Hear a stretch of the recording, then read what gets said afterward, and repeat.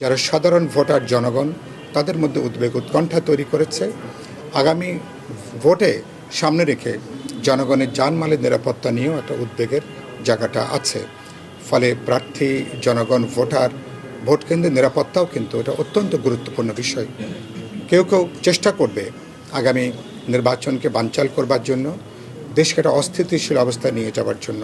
আমি বিশ্বাস রাখি অন্তর্বর্তী সরকার এবং নির্বাচন কমিশন, রাজনৈতিক দল, জনগণ সবাইকে আস্থার মধ্যে নিয়ে তারা অনাকাঙ্ক্ষিত ঘটনাগুলোকে তারা বন্ধ করবেন। ঐক্যবদ্ধভাবে আমরা প্রতিরোধ করব এবং আগামী 12ই ফেব্রুয়ারি জাতীয় নির্বাচন এবং গণভোটের মধ্য দিয়ে বাংলাদেশ সেটা গণতন্ত্রের পথে হাঁটতে পারবে।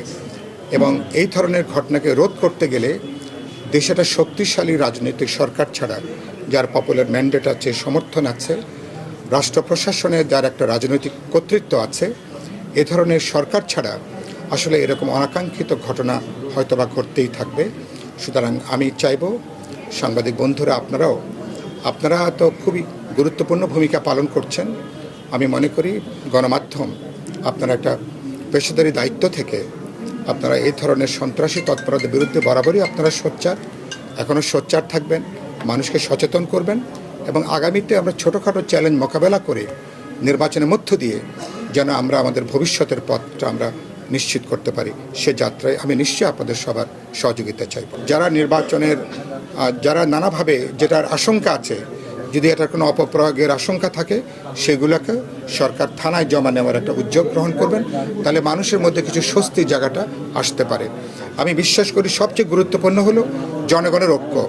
যদি আমরা ঐক্যবদ্ধ থাকি, রাজনৈতিক দলগুলো যদি মেলবন্ধন থাকে, বিচ্ছিন্ন বিক্ষিপ্ত কোনো সন্ত্রাসী ঘটনা আমাদের জাতীয় নির্বাচন গণভোটকে তারা কিন্তু কোনো ঝুঁকির মধ্যে আনতে পারবে না।